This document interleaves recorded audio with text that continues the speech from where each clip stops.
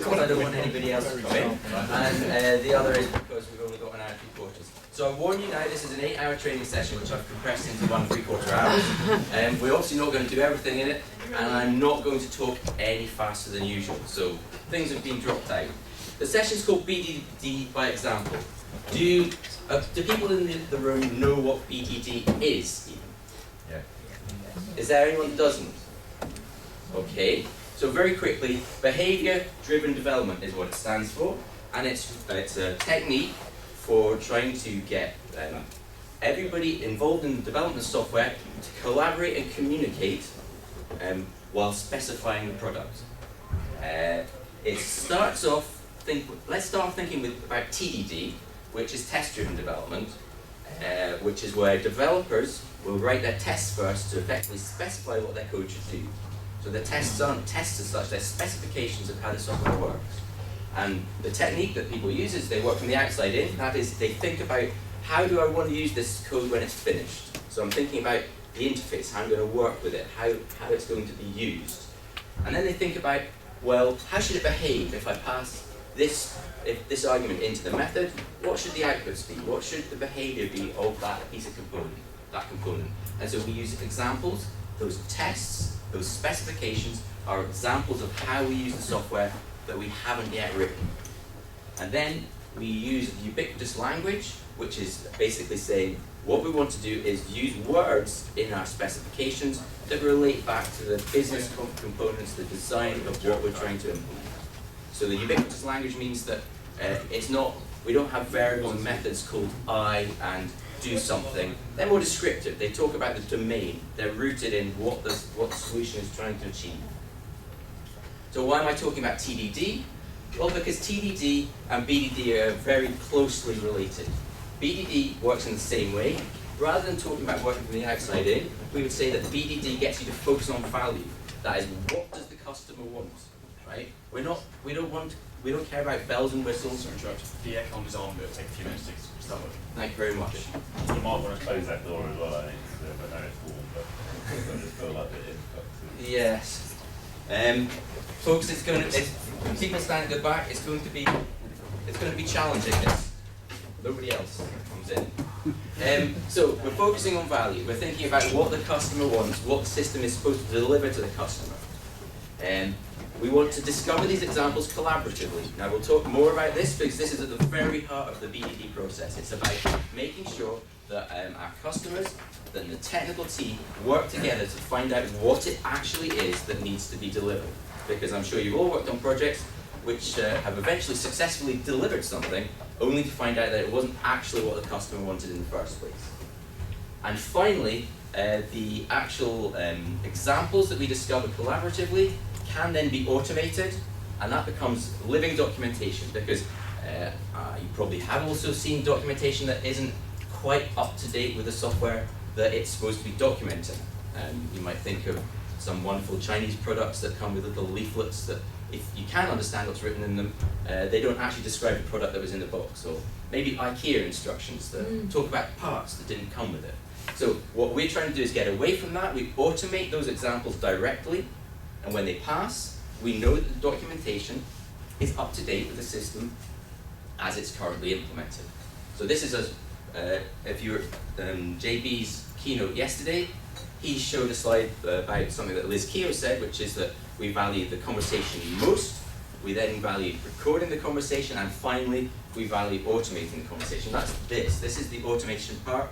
We're not going to talk about that today, but it's definitely of value, but it's not of as great value as discovering examples collaboratively.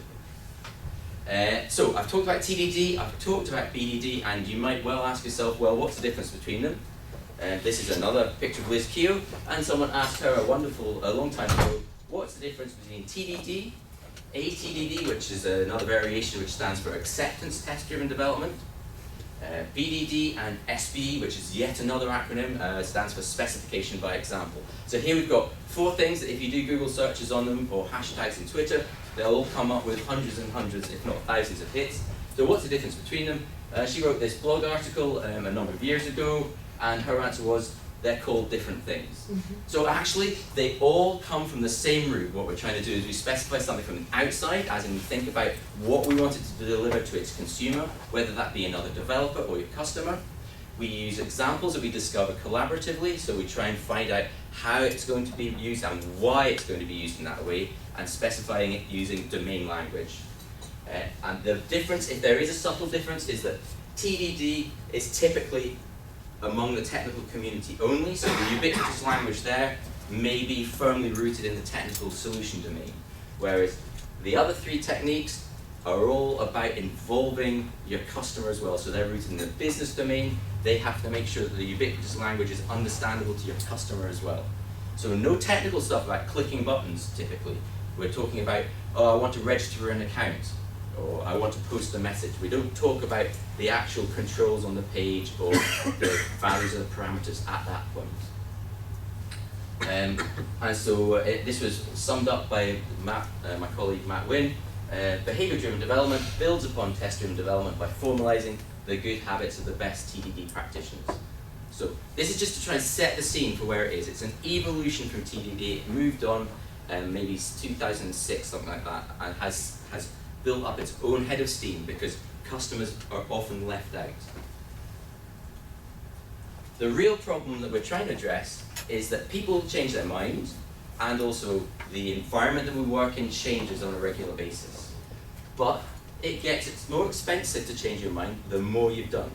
So this is a typical Agile way of working. We were trying to make sure that we get feedback as quickly as possible. So in your traditional 2-week sprints in Scrum or such like, what you do is every 2 weeks you go back to your customer, if you're lucky enough, and say, is this what you were wanting? Well, in BDD, what we're trying to do is have the customer in the room as we are specifying those acceptance criteria. So we get feedback from them immediately about what it is they want. So we're trying to change their mind or make sure that we understand what they want really right up front, early on. So we get that feedback very, very quickly. And we do this using concrete examples. So I don't know if you've ever sat down in the room and you said to someone, is this what you want? You want sort of a widget and a process that allows you to register your car and get a tax disc? And they go, yeah, that's exactly what I want. And you go away and the developers then have loads and loads of questions about what if the car's been scrapped? What if it's a private number plate? What if it's already got a tax disc? What if we change ownership? And these are all examples that you could have discussed up front with the customer, but because you both thought that you knew what you were talking about, that the other person understood you, you didn't talk about it. So we're trying to do these discussions up front to work out exactly what it is that we're trying to build. What is it that the customer wants from us? No assumptions. So we're trying to do something about this graph as well. We're trying to make sure that the cost of change remains fairly constant, and we'll come to that in a wee minute. So we saw today one of the classic consultancy tools in Bjart's talk. He had the quadrant. He did a very nice quadrant. Here I'm doing an even more basic consultancy talk. I'm going to divide the world into two sorts of people. We have the people with the money, and these are the business people, the customers, the product owners, the scrum masters, the people that, well, maybe not scrum masters actually. Let's leave scrum masters out of it. Product owners, project managers, customers. So, can I have a show of hands? Who here is on the business side of things, even if you don't feel you've got lots of money? Okay, we've got a representative sample. What I'm going to do later on is I need you to be distributed evenly around the tables, because I need to have at least one person from the business on each table. Does anybody else fit into the techie side, for programmers, testers, or is there anyone in the room who is in neither side as far as they can see? If you're discounting Scrum Masters, then I wouldn't be in. Okay, so I'm not discounting Scrum Masters. Let's be clear about this. Very valuable role. Do you feel that you're a technical Scrum Master? I mean, basically, you have to decide at some point. I'm an ex-dev, I'm a Scrum Master, I'm an Agile coach. So. Right. We'll leave you on that side because you're probably not allocated priorities at this time. No. So we're going to deal with how both sides of this dichotomy fit into the process. So BDD specifically is about the conversation, but I also want to talk directly to the product people about some of the technical aspects of software development, and I'll do that as quickly as possible in about 3 minutes. So the dichotomy farms itself out into problem domain, solution domain. So the business people, they want to talk about the problem domain. They don't want to be talking to you about firewall rules. They don't want to talk to you about exceptions being passed up the stack. And the solution domain, you have to write code, you have to install it on tin, you have to make sure that you've got the right permissions and the right kit out there. So another dichotomy, equal mapping. We work in the ubiquitous language that I've talked about, and that is that's basically saying we have to find a common way of communicating. So when you translate things, meaning gets lost. Ambiguity creeps in. So I've worked in an insurance company where they use the word version for their rates of insurance tables.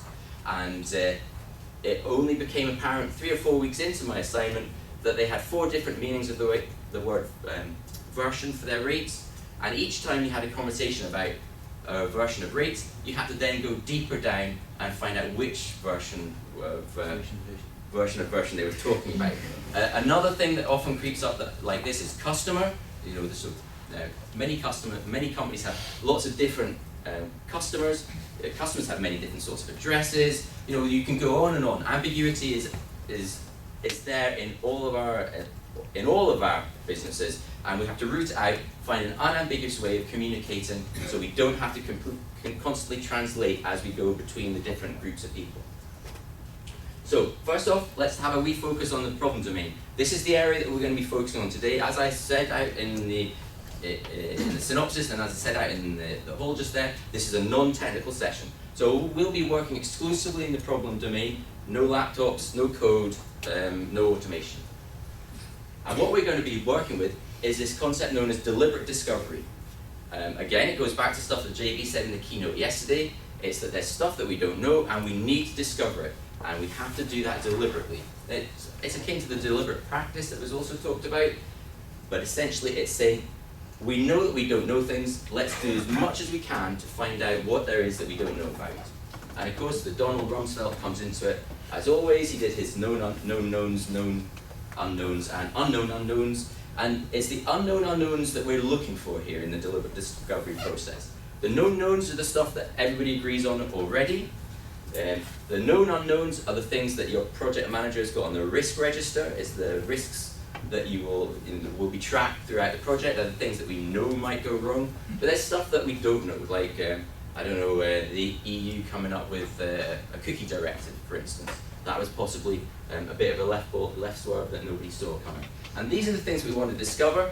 And what we've found over time is that that there is this thing called the wisdom of crowds, which has been popularized in some of these popular science and sociology books, where if you put a group of people into the room together that don't know, that have different experiences of life and technology, that they can together, when they talk about things, learn more about the domain than if you left any one of them on their own. So at this point we'll have our first little break. I want product managers now to distribute themselves. So product managers and business people, please stand up.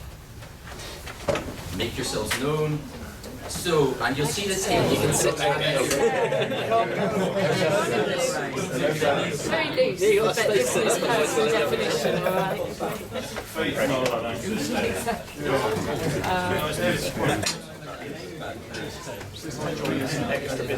Absolutely, I'm going to need some help. Right, thanks for standing up. Does every table have a business person at the moment? We have 3. Okay. Nice to meet you, I'm Jim. I tell you what, it's probably better if I stop there. That tip, and then you can yes. Okay, so we're going to have a little deliberate discovery workshop to start with. Has anyone in the room not heard of Twitter? Okay, good, there's one there. Does anyone in the room not use Twitter regularly? Great, that's what I wanted to do. So, what I would like you to do around your tables is I want you to talk about the technical implementations and challenges of Twitter. So, and specifically I want you to focus on things like, what's a hashtag? How long do messages live for? What's the security model? What are usernames and how long can they be? The constraints of it. How long can a Twitter message be? What can you put in it? I want you to talk about, I want people who don't know things about it or people who have got questions that relate to those topics that I just mentioned, to ask them of the people around the room, and just have a general discussion about one or two of those topics for the next 3 or 4 minutes, and then we'll come back and see if anything has popped out of that deliberate discovery workshop. So you're actively trying to find new things that you don't know about. Hey Sam. Go! Lots of messages saying Okay, I'm going to stop you there. I'm sure you could talk for a lot longer. Has anyone learned anything? What did you learn? Sorry guys, can you stop the conversations now please? Thank you, sorry. So they were good. I don't know, there's multiple apps that you can get on your phone, like all adhering to a Twitter API. Right, okay, cool. Anything else? Yes? You can, apparently they just released analytics as a part of the web app. Okay, I didn't know that either. At the back. If you stick a dot in front of a reply, then it changes the publicness of it. Okay, good one. So how about, here's a typical one that I've often asked people is, why is it limited to 140 characters? Does it automatically truncate it? If you carry on by 300, does it send 3 of those? No. So No. there you go, lots of different answers, and all of them right. No, the standard Twitter client doesn't, or we reject it. Yes, there are third-party applications that will do exactly like SMS does now, which is split into separate messages. How long is an SMS message? 160. So why 140? So that's supposed to The be username. How long's the username? 20 then, I guess. No, 16. Is it? So there you go. But the point is that there is information out here, and there are lots of people who add that knowledge. If you ask that question, and if you didn't have those people in the room, then you would make decisions and assumptions based on incomplete information.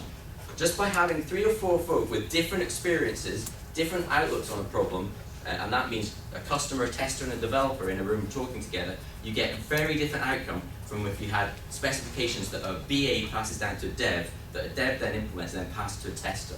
And that is the, if you want to leave now because it's too hot, this is the time to leave. Because that is the central message. Get them to speak together. So the message is, assume you're ignorant, okay? You do not know everything about the thing that you're doing. And so if you come into any project going, I am going to learn something, I'll probably learn lots, and I don't know it all now, then that is a good place to start. The way we work, certainly the way we practice BDD over here, sitting in the corner, my glamorous assistant, Chris, who will be helping me later on. The way we work in Kickstart Academy, the way Matt Wynn and as like so expect Cucumber to use, the way BDD is Dan North talks about it works, is that you have these user stories coming in. So typically, your business, your customers will start thinking about features, and features will typically get turned into epics, and those epics may get broken down a little bit into really quite large user stories. And that's what gets put in that backlog, that gets lost in Jira or target process, until eventually it comes down for you to have to discuss. And we have this meeting, which we're going to do a simulation of later, called the Three Amigos meeting. And in that meeting, we definitely have a developer, someone from the development community, someone from the test community, and someone from the business community, sitting around a table. There may be more people than that, but that's the very minimum. And then we will start coming up with examples of how we think the system might be used and what its behavior might be if that situation occurs. And these examples frequently, not even frequently, always draw out behaviors that other people in the room didn't think about. So testers will typically think about putting in really long fields, doing a bit of SQL injection, clicking a button twice, trying to submit spaces when it's supposed to have data in it. These are not things that the business user is going to think about. The business user will think about things about value, about when the customers fall out. There'll be a UX expertise that comes in on some points that we want to talk about. Do we really want all these things joined together, or do they be separated? The developer will think about efficiency. Normally they talk about efficiency, don't they? Is it going to be performant? What language do we do it in? Are we going to be able to do it on the web stack, or does it need separate servers? And all of those examples will drive out new ideas, which may lead to new user stories. They may find new acceptance criteria or rules that you hadn't understood that the business needed to start with. And those will then affect the user stories that you've already got. Typically what we want to see is that the user stories get smaller. So JB again talked, It's as if he stole all of my thunder. He talked a lot about small user stories, about being able to prioritize small bits of a feature so that you can get the most important things out there in front of the customer, because time after time, you find that a lot of those bells and whistles you really don't need to launch, and you may never need at all, because the customers may be perfectly happy with just the most high priority small pieces of functionality. So, Just a question there. yeah, sure. So, Speak up. so where you've got a user story, think about it. Yes. The process of going through the examples in the discussions will allow you to find the smaller stories. Yes. You won't start necessarily with small stories, No. you have to have the discussions, so hence the time. Is that Absolutely. So this is a feedback loop. What you'll do is you'll come in almost always so hopefully your product owner will give you a user story that feels like a user story that has a few acceptance criteria on it. And during this process, you will elaborate and elicit more acceptance criteria and split that user story down into its constituent parts. My goal is that a user story should take 1 to 2 days to develop from start to finish. That means from being accepted into the backlog to being delivered out fully tested. Now, I know that that's a challenge. Splitting user stories is really difficult. It's an art form. I can point you to some resources for that later, but that's what we'll be practicing. The back end of this is these examples are described and expressed in business domain language using the ubiquitous language that you've developed as a team. And those then make it very easy to use a number of different tools to automate those examples and make them automated acceptance tests. So we work on the Cucumber project, and so that's the thing that we prefer, that we think is great. But there's JBehave, there's Fit, there's Fitness, there are robot frameworks. There are lots of other things out there that try and help you automate acceptance testing. But these examples are going to be easy to automate no matter which acceptance test automation framework you're using. Yeah. So is the idea to do the example part as early as possible? Yes. So you do it kind of at the epic level to get the initial stories, or? So you do it when you start bringing things onto the backlog. So I typically wouldn't expect you to be doing sprint planning on epics. Mm-hmm. I think that will go through a certain amount of elaboration beforehand. Absolutely fine to start using examples there, but they're going to be quite chunky examples about business processes or user journeys. By the time something gets accepted onto the backlog, you'll probably have already done, if you're doing sprint story pointing, you'll probably have already done the story pointing. You'll probably be in the realm of 8 to 13, points, whatever the hell that means. They'll be big, and it's at this point that the examples really can be brought to bear, because often you don't know how big an 8-pointer or a 13-pointer is until you really start working on it. And this is what examples force you to do. They give you concrete anchors within the problem domain to actually think about, now, what's the issue here? And the strange thing is, as soon as you start thinking of a concrete example, another half dozen concrete examples spring to mind, as I hope we'll find out later. Okay, so we're almost at the next practical. I just want this is to do with sustainable agile. So this isn't specifically about behavior-driven development. This is a general observation about how a development organization can remain agile. So I don't know whether you've noticed it, but quite often, if you start on a greenfield site, a new project, things go really quite well for a while. Developers enjoy themselves. They write out loads of code. It's highly productive. Product owners are really happy. But over time, who would have thought it? Things slow down. Now, all projects start like that, and most projects end like that. Does anyone use Netscape? Has anyone even heard of Netscape? Yeah. So Netscape died because they started off here and ended up here. And then they went, oh, we'll just stop for a year and re-implement everything. And what happened? Well, they never came back. And this is the story of many startups. So the trouble is, startups work in this area. They work fast, they work furious, and they start getting VC.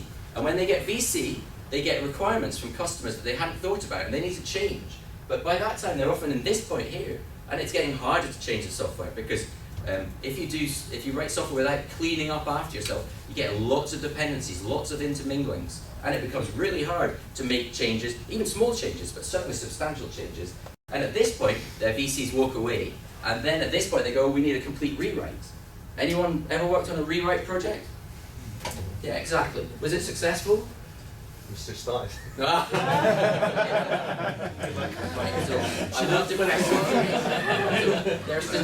there are statistics about failed projects in the software industry, and there are statistics about failed rewrite projects in the software industry, and one is worse than the other. I'll leave you to guess what that is. So the aim of what I'm about to say is to turn our cost of change graph from this into this. We have seen it to be true that if you develop software in a responsible way, you can control the cost of change. That means always keeping your eye on the architecture and the design of your software and cleaning up when you cut corners just for now. So, have you ever said, we'll do it like this just for now? Of course, because there are always constraints. I went back to a company after 10 years, I'd done something 10 years ago just for now. It was still in the code base, along with a comment that said, remove this after the next release. What can I say? So, software should be like this. So this is a message, I mean, I guess it's to software engineers. Who do you recommend to read or represent the point that you just made? So if you're trying to convince others of the cost of rewrite versus the cost of cleaning up as you go, Yeah. who gets that most succinctly, most respectfully? I'm not sure about respectfully. Let me come back to. I can't think at the moment of one that's specifically about rewrites, but let's track it later. There's a lot of research about test-driven development specifically. So Microsoft, they've got a guy called Nagapan who's done a number of research papers about the improvement in productivity and the reduction of total cost of development if you develop using TDD. Deming talks about rework quite a lot in his work. Sorry, who does? Deming. Deming. Okay, there you go. So this is going back to system thinking. That's very, very well, it's foundational basically, isn't it? So we want developers to be like professional chefs. So your kitchen probably at home does not look like this, okay? Because this is a kitchen that is dedicated to turning out high quality food at volume, at speed, right? These chefs, they know where their instruments are, they know that their knives are clean, they know where the ingredients are, they know that if they need fresh eggs, they'll be on the fresh egg shelf. They've got some scully to take away dirty dishes and wash them up for them. They've got waiters and waitresses to pick up the food and take it to the customer. This is a very organized environment. This is how we want software development to be. We want everybody to know where they fit in. They want to know when they need to make a change to the software, how it works, what this component is responsible for. That if I make this modification here, it's not going to have unseen repercussions somewhere else in the billing system. Anyone work for npower? Okay. So we need to keep our kitchen clean, and unfortunately, this is not what your software looks like. Actually, that's me making a statement. How many of you work in an environment that you think this is analogous to this kitchen? Okay. How many of you work in an environment that is analogous to this kitchen? Right. So this is, and for the non-techies in the room, and that's who I'm really talking to here, this is not as surprising an analogy as you might hope it was, okay? The world is littered with balls of mud, spaghetti code, dirty kitchens. If you wanted to make food in this kitchen, well, what would you do? Where would you start? And it's the same in software. If you have to make a change to something, you go in and there's no unit tests there, what's the first thing you're going to want to do? You'll probably want to write some unit tests to make sure that when you fix the thing or change the thing that you're being asked to change, you don't break anything else. How easy is it to retrofit unit tests in a spaghetti code base? It's hideous. It really is like this. You don't want to get here, it's very hard to clean this mess up. It's hard to do it in a kitchen, it's hard to do it in software. So, that was the message there. You won't stay agile without clean code. So your technical team will not be responsive to your demands if they live in that kitchen. So unless the code is clean, they won't be able to deliver things in a timely fashion. But you can't have clean code without refactoring. And at this point, I challenge the developers in the room to give us a pithy definition of what refactoring is. Removing waste. Okay, that's one definition. Anybody else? It's making a change to the internal system without affecting the outside. Perfect. So refactoring is improving generally, not just changing. Improving the structure of the system without modifying the externally observable behavior of that system. Now, how, if you make a change, can you verify that you haven't modified the externally observable behavior of the system? You run your tests. How many of you have got a set of manual tests that you have to have a bundle of testers come in and spend 3 weeks doing stuff? Right. So how often are people going to refactor in that situation? Never. So you can't have clean code without refactoring, but you can't do refactoring without good automated tests. And this is the message: there is a cost investment to having automated tests, but that cost pays itself back not just on less regression, but enabling your development team to refactor regularly. If you get your development team to refactor regularly, then you get clean code, which means that you can deliver things quickly and reliably, that your estimates, if you're going to estimate, can at least be relied upon. So it's a causality, it's a chain of causality. If you don't have automated tests, it means the only way you can find out if your system is still working the way it's supposed to is through some sort of manual testing, whether that's testers or your customers, okay? And that means that your refactoring is going to be a frightening business, even more frightening than it is at the moment, which means you won't be able to work in an agile way. Right, that's all I wanted to say about that. It's time now to do the next exercise. Just a quick question on Yes, refactoring. please. Are you saying that that should be happening every sprint? The capacity should be reserved each and every time? Capacity? No. Refactoring should be part of everyday work. Well, that's what I mean. So it's every sprint, there's Yeah. some cost. There's not a specific activity, like now we're going to do refactoring. Yeah. No. As a developer, as you're coding, you may decide that something needs to be refactored. Okay, that was the question. So Yeah. you're doing it well. So you you do build it it full into your time. story points, whatever you're using to do your plan, and you build the refactoring into that story. You don't add it. So we should take it for granted that the developer's doing it. So, okay. Really good point. Thank you very much. So, and I normally make this point more clearly, but I've been rushing a bit. So, no, you shouldn't. Okay. So, so the point is, right, that developers feel pressure to deliver things quickly. You will always want more functionality than they will be able to deliver in a given time frame. It's just natural. We want as much as we can get. So I'm afraid it's a bit like a marriage, right? You have to, or a partnership. You have to say to your developers every day, not "I love you," but please make sure that the code you deliver to me is of the required quality. So that's what I was saying, would it be, how do you make that more, because let's be honest, actually, it doesn't happen in the sprint typically. And so how can you make more, to this lady's question, so what, as a product owner, can you do to make it more likely? Just reserve capacity and say it was there? No, or? don't reserve capacity, but keep saying that quality is very important to you, not just because you want it to work. You have to keep telling them, I am not forcing you to go faster. I want you to go at the right speed so that things are the required quality. But you need to keep saying it, because it's a great point. Developers should do it anyway, but actually, if you ever go to a developer and say, why don't you do TDD here? The general number one response is, my manager won't let me because it's going to take me longer to deliver code. The development community believe that anything that slows them down actually delivering the first cut of the functionality is going to be rejected by their product owners. Now, that might not be true, but that's what they believe, and that's how they behave. And in general, I think historically, that's what most developers would admit to having felt. Can I, I was gonna say, Which comes down to trust again. You've got to trust. I think in my experience, the thing that supports that point is if you're you need to accept that as a product person you might be putting pressure on the team, and if you can accept that you might do that, then firstly just accepting what the team are prepared to commit to rather than trying to influence that in some way is probably a really good starting point as a product person. Just go, okay, cool. If you've got a joiner and you want that joiner to build you a lovely wooden hand-carved chair, right? But you wanted it yesterday and you kept pressuring for it, you're going to end up with a rickety stool with one leg longer than the other.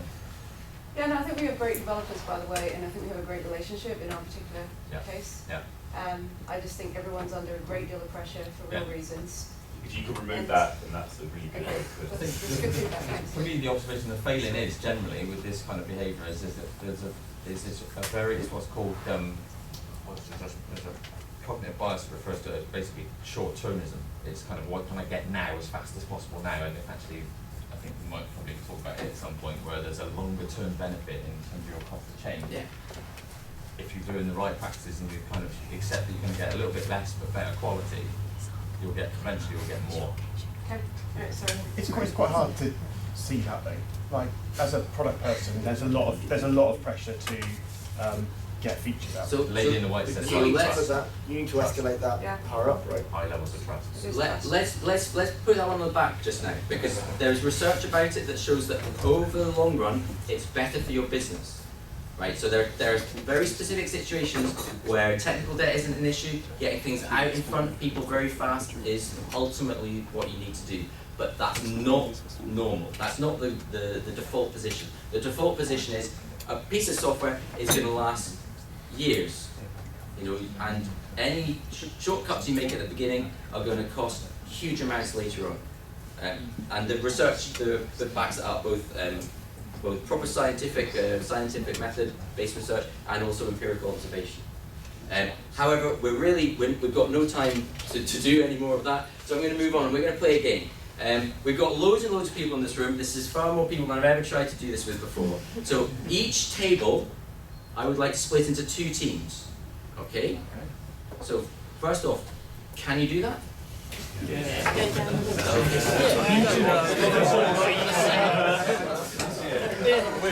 Join in here again.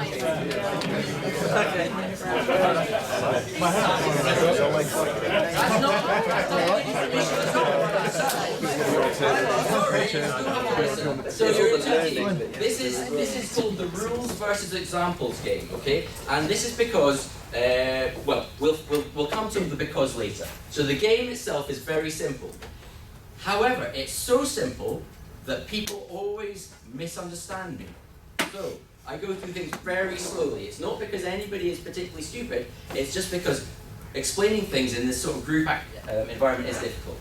So we've got an even number of teams because we've got 6 tables and each table has 2 teams on it. I believe that you take an even number and multiply it by 2, you still have an even number. Commonly, if we had an odd number of tables, that would still work. There we go. 2 to 4 people per team. This is the problem statement. You're working for a bank, okay? And your bank believes that the customers must have strong passwords. Now, I think you all have an implicit understanding of what a strong password is. It's a thing that your work makes you change every month, and you have to write down on a napkin. So this is the story. In your teams, don't start yet until please not until I say so. You are going to have to come up with 3 rules for what constitutes a valid password. So you'll know from your bank and from Windows and places like that things like you must have a capital letter, you must have a number in it, you can't have, I don't know, you must have a special character or something like that. So we want 3 rules. Maybe don't just go for the 3 default rules, because later on in the game, another team will try and guess what your rules are. And if you go for the standard rules, if all 3 of your rules are standard, they'll probably guess it quite quickly. So have a bit of fun. However, this is a warning. Keep the rules simple, okay? So there are developers here. So developers, keep the rules simple, okay?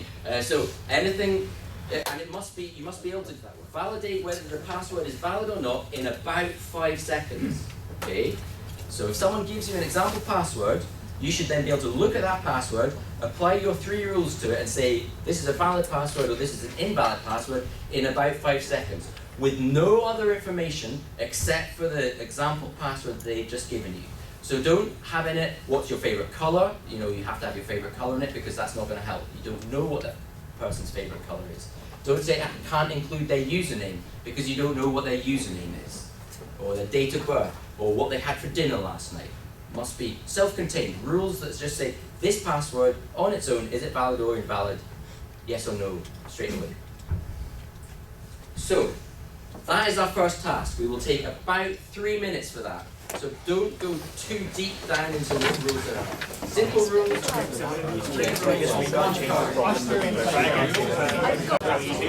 That's time. Everyone has 3 rules. Everyone has 3 rules. Okay, so the next part of this, again, is a very simple part. I would like you on a separate card, not the card with the rules on it, to generate 3 example passwords, 2 of which pass all 3 of your rules, and 1 of which fails at least 1 of your rules. Okay? You can fail all of your rules if you want, but basically I would like you to generate 3 passwords, 2 valid, 1 invalid, and mark them as valid or invalid. So these are effectively clues that you will be giving your opposing team. You only have 30 seconds to do this, because it should be really easy to come up with valid and invalid passwords. He says hopefully. So if you could put them all on one card, that would be better. So we have our 3 examples. Right. So you done, guys? So the game is, you might have worked out what the game is. You are going to pass your examples to the other team on your table. Okay? Now look, please, it's really simple, but it's important that we get it just so. They will then look at your examples and try and work out if they can a hypothesis about what 1 or more of your rules are. And they will generate another example password, which they will pass to you. They will pass you example passwords 1 at a time, and you will mark them as quickly as you can and hand them back to them, at which point they will generate another hypothesis and another password.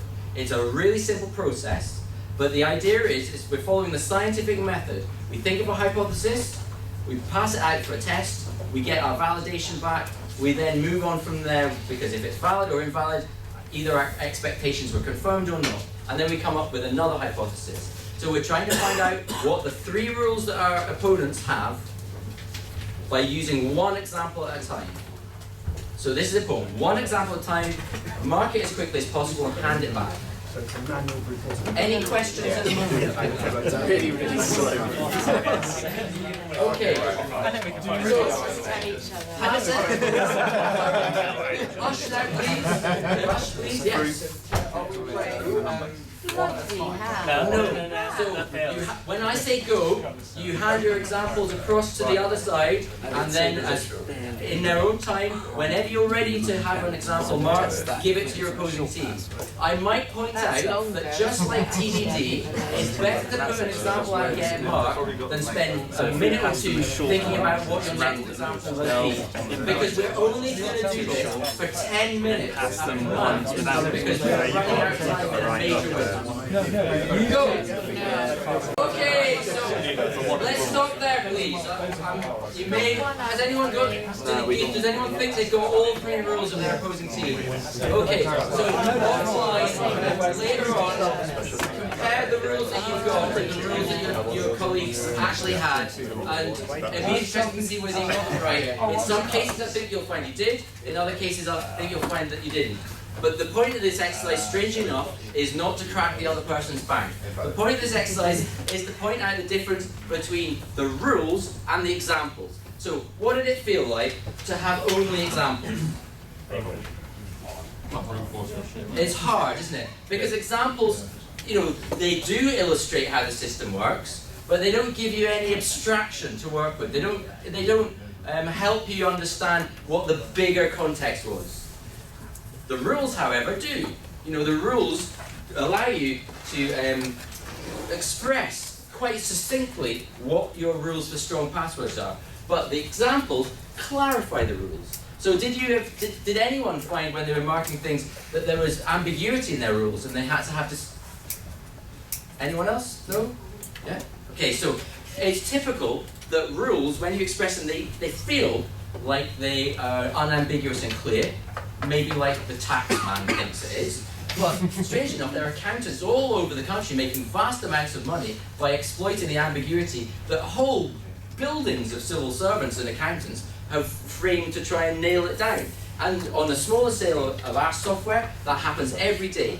So the point of that exercise was just really to ram home that examples and rules work well together.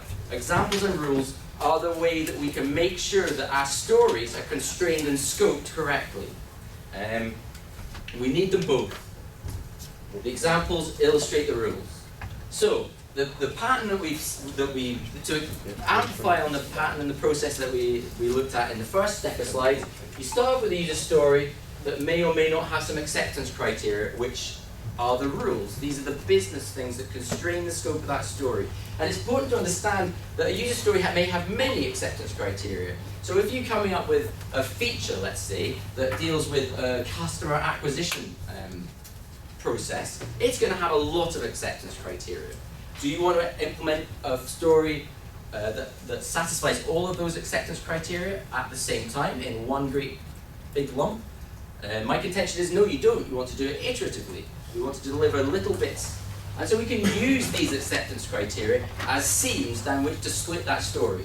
So I'll give to anyone who wants it a link to Richard Lawrence's wonderful A3 sheet on techniques for splitting user stories, but by far the simplest one, by far the most usual, often exercised one, is the one where you find the acceptance criteria and say, well actually I'm not going to do this piece of validation on this story. I'm not going to implement this part of the story, this iteration. I'm going to defer it till later.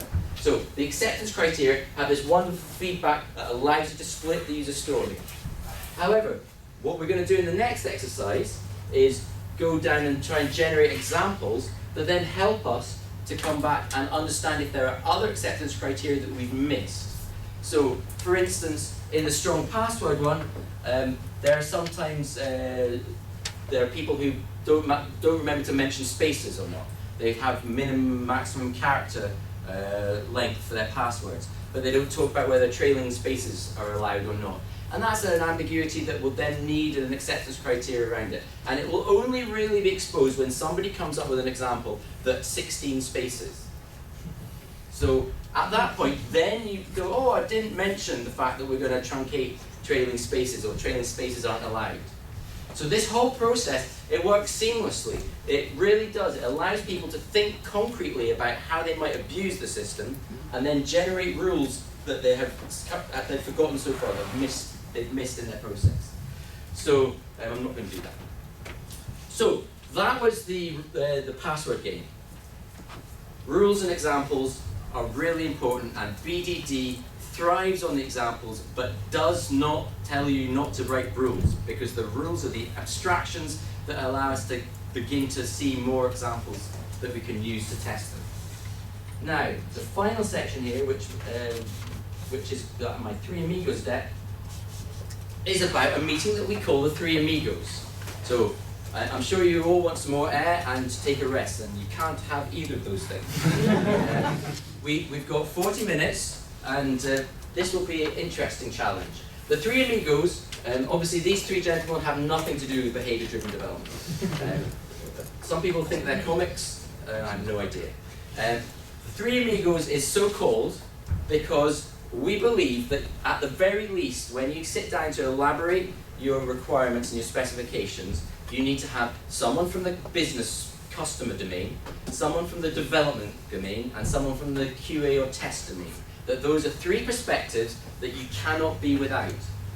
Now, the Three Amigos, it's unfortunate maybe that we even say that, because we don't think there should only be one of these people necessarily, nor do we think that other people should be excluded. So if we were dealing with strong passwords, you may want someone from your security team. You may want someone from legal. You may need, if you're doing something heavily UX, you want someone UX expert to come in. So the Three Amigos doesn't constrain you to only having three people, but it defines the minimum set of people to have a valuable conversation. We're going to go straight into the example. So we talked about Twitter earlier. Twitter's rubbish, isn't it? Why would anyone? So we're going to invent something exactly the same and call it Squeaker, because we can do it better. And we've identified three high-level features. One around user accounts. We need somehow to have user accounts. We've got messages that need to be posted and read. and we've got following users. I don't know if you've maybe discussed that earlier. So we've got these 3 high-level features. Again, in the groups that, well, so actually no, now what we need is we need 2 groups per table, but we need a product person, if possible, with each of the teams.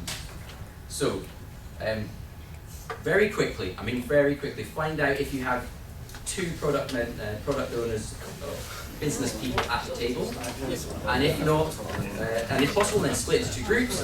If you've got not enough people, so let's see, do you have 2 product owners here? Yeah, we're good. This table? No. Well, we've had no pressure. Why not really? Okay. Yes. Yes. We don't need any more standards. And you've got lots of product owners, haven't you? So we have the teams. That's great. What I would like you to do is pick each team. Pick one of these areas. Very quickly. Just it doesn't matter which one you pick. But just pick one.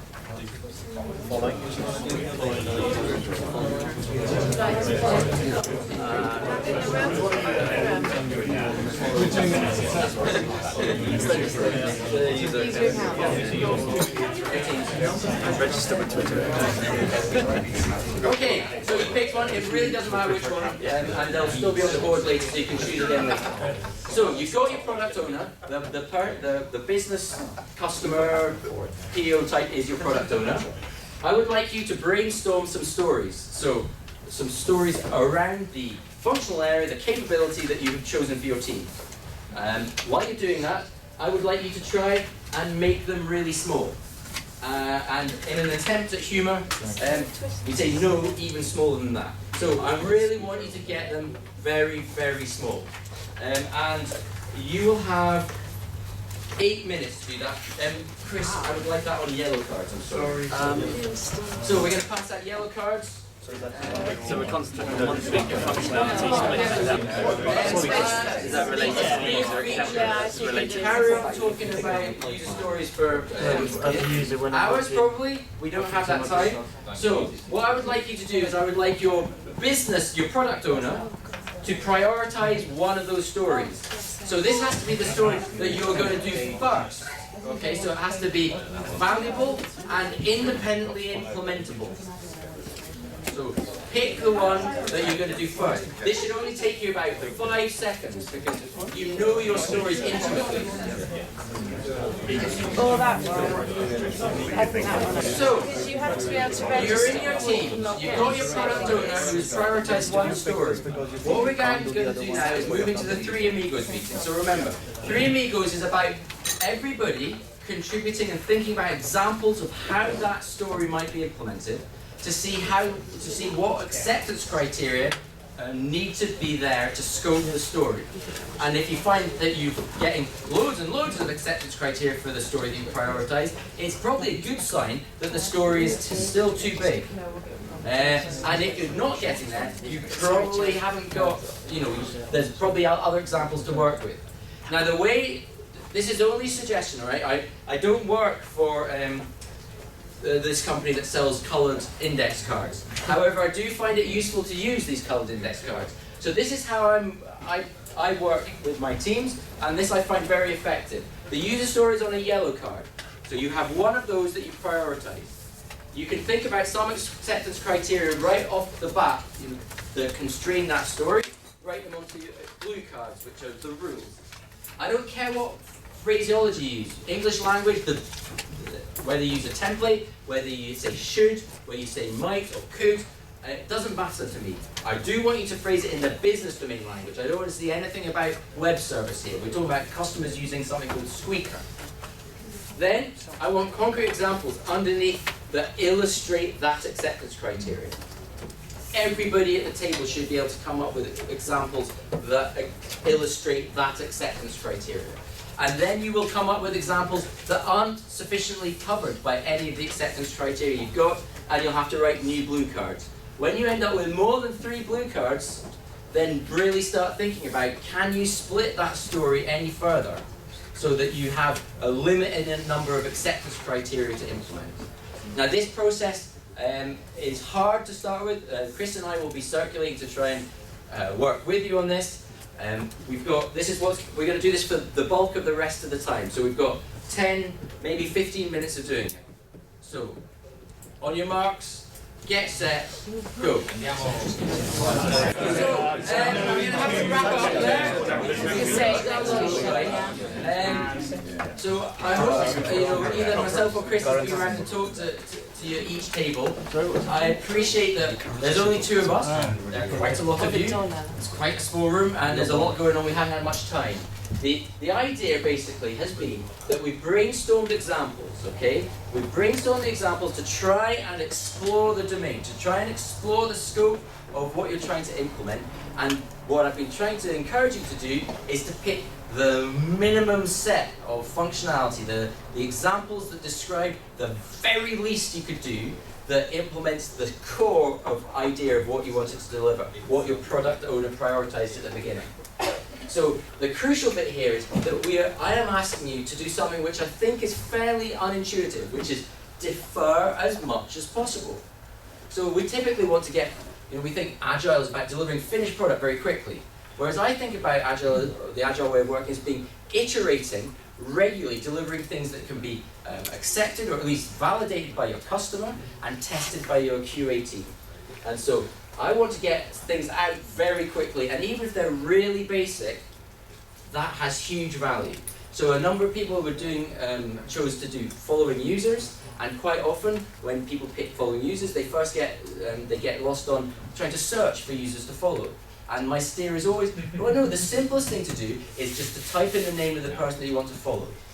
And then go from there, because that will force you to implement the whole of the mechanism around following, which is essentially the bit that delivers value. The ability to find people is quite secondary. Same goes with user accounts. People immediately think about, oh, I need an email, I need a confirmation email, I need to reset emails, I need to address, blah, blah, blah. No, you need a username. You may not even need that. I've seen teams that have come up where the first iteration, the username gets automatically generated. You just get a page where you say register, a new username gets generated, and then that frees the rest of your colleagues to go and do things that depend on usernames, such as posting messages, following people. And so what you're doing is you're delivering the very least as soon as possible to free up everybody else to do what they need to do and to prioritize the things that will deliver most value. So typically, we're looking for the stuff you want to prioritize is A, the stuff that the product owner thinks is really important, but B, the stuff that the development and technical team think is most risky. So let's not spend a lot of time polishing our UI in iterations 1 and 2, because this is a secret I'm just going to share with you. That's probably going to change. The most important stuff is that you can do you've got the actual mechanics underneath, the stuff that I got a user, I can post a message, I can read a message. Let's be clear about this. When you first do posting and reading messages, you don't need a database, right? You can do it with a text file. You can test the whole mechanics through to the persistence layer with a text file. You can even set it up in your automated tests. So do as little as possible to validate the mechanics of the business logic that you're building to address the risky areas. So there are risky areas around following people. So some of you have come up with stories about, do I want to allow this person to follow me? Well, that's got huge implications on the security model. That's not what Twitter does particularly. So they've got a block, but no one tells you and asks you, do you want this person to follow you? What happens when people change their username? So maybe you've got a unique ID that isn't the username. You need to think about that. There are lots and lots of things that happen underneath the surface that these sort of examples and this sort of discussion early on force out. But it will only enable you to force these out as long as you focus on the most important, most risky things and push out all the extraneous craft that makes the finished product. So it's not that I'm saying it's not important, it's very important, but it's very important later. It's not important now. Now is the time to think about what's really essential, boiling it down to the things that are, to the nub of the problem. And then you can build it out and put lovely UIs on it and use your NoSQL databases, etc., etc. Oh, that wasn't supposed to happen.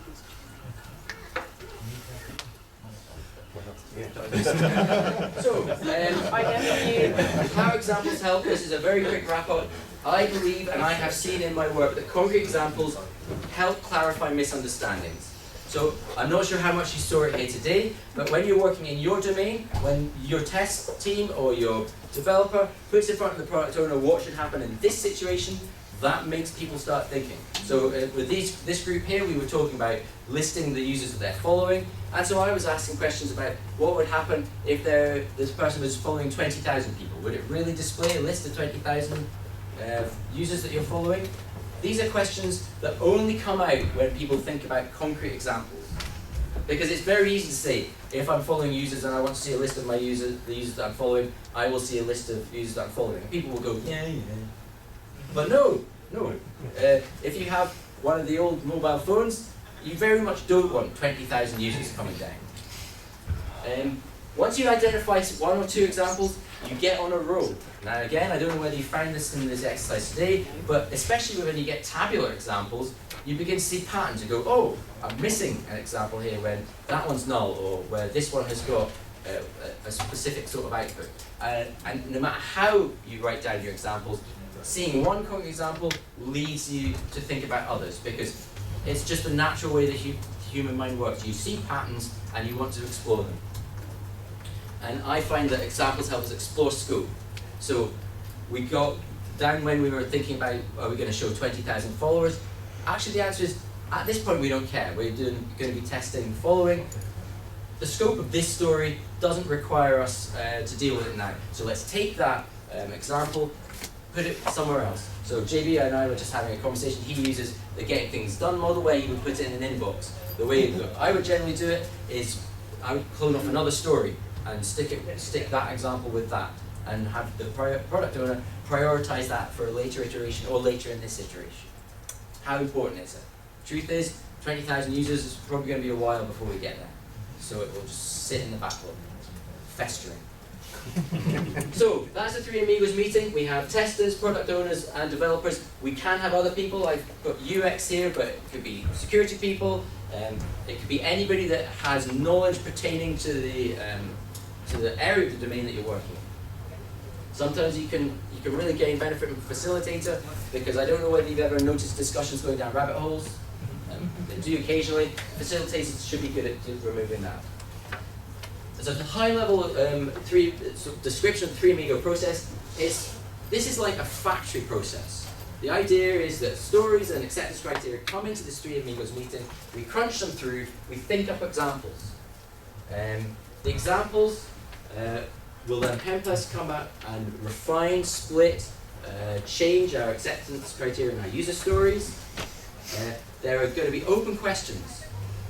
Not in Twitter maybe, not in what we were doing just now, but if you're working in bizarre protocols, or you've got a new area or domain that you're not completely familiar with, there's almost undoubtedly going to be stuff that your product owner cannot answer straight away, and you'll need to go away and ask. So record those and keep them for later. But most importantly, everybody learns about the domain.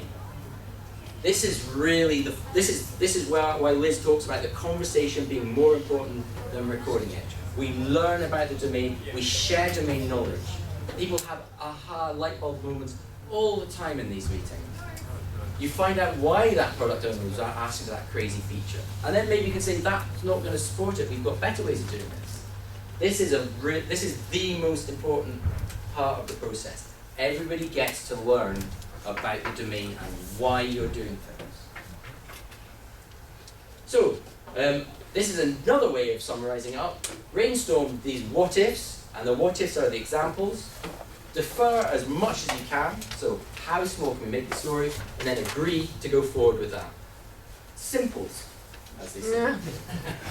And then as a final plug, if you enjoyed this course, or this workshop, my colleagues, I think it's Aslak and Liz Keogh, are running the 3-day version in Berlin on the 22nd, 24th of October. Just for attendees here, we have the discount code AOTB, kickstartacademy.io. There are still a few places, I think. Berlin, I believe, is rather nice in October. Do they drink beer there? Apparently they drink beer there. Their bars, by the way, do not run out of beer. So, thank you very much for coming along and suffering the Calcutta heat. I'm here to answer questions for the rest of the day. Cheers.